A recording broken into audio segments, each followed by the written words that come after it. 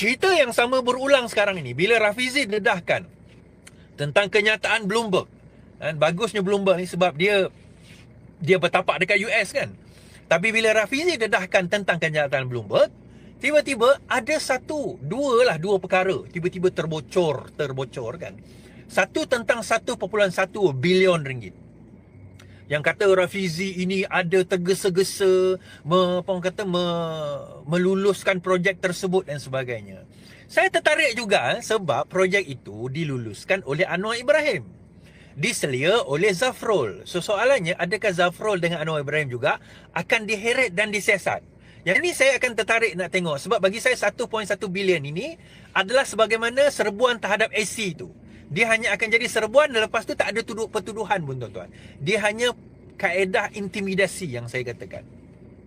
It will come to that, percayalah. Tapi masalah Azam Baki, dia salah serbu orang.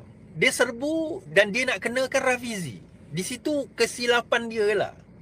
Di situ kesilapan dia. So bila Rafizi berucap, tuan-tuan ingat dulu, dalam ceramah, kita akan tangkap Azam Baki.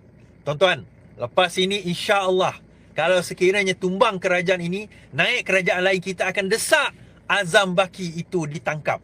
Tak kisahlah kerajaan mana sekalipun. Kalau kerajaan ini tak berani dan tak sanggup, kerana mungkin telur dia dah kena pegang dan sebagainya untuk nak tangkap Azam Baki, kita akan desak kerajaan seterusnya untuk tangkap Azam Baki.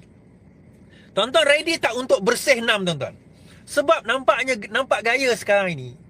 Yalah, kalau ni zaman Mahathir, dia nak buat macam ni. Zaman Muhyiddin Yassin, dia buat macam ni. Kita tak ada masalah. Ini zaman yang konon-kononnya memperjuangkan reformasi. Tetapi kita menggunakan undang-undang yang sama untuk menekan rakyat yang bertanya tentang orang yang kita percaya tangkap orang-orang yang korup. Tetapi akhirnya, apa yang berlaku? Bagaimana dia melepaskan beberapa jerung. Ada yang kata, tapi dia dah tangkap jerung. Ya, tapi katakanlah 10 jerung ditangkap, 3 dia lepaskan. Yang 7 tadi tu dia tangkap atas tujuan. Nak tunjuk kat bos ke, musuh bos dia ke, atau memang dia nak tangkap ke. Tapi yang 3-4 lagi tu dia dah lepaskan.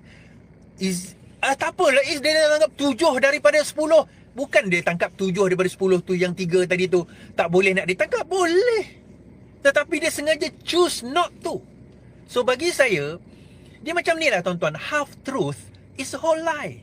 Kalau kita bercakap, kalau kita kata, cakap benar, cakap benda yang benar. Kita cakap benar tapi separuh benar. Separuh benar itu tetap menipu. Kita cakap daripada 10, kita cakap 5 tu benar. 5 lagi kita tak cakap benar, kita menipu. Tetap menipu. Faham maksud saya? Okey. So membawa kepada yang kedua yang cuba dikenakan kepada Rafizi.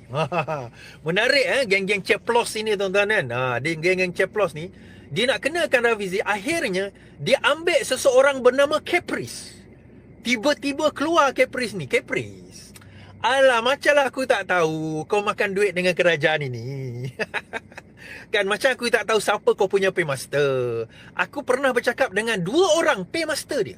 Saya pernah bercakap dengan 2 orang paymaster dia. Pernah bercakap dan dia mengaku sendiri memang kami bayar Caprice. Kan kedua-duanya ahli parlimen dan seorang adun.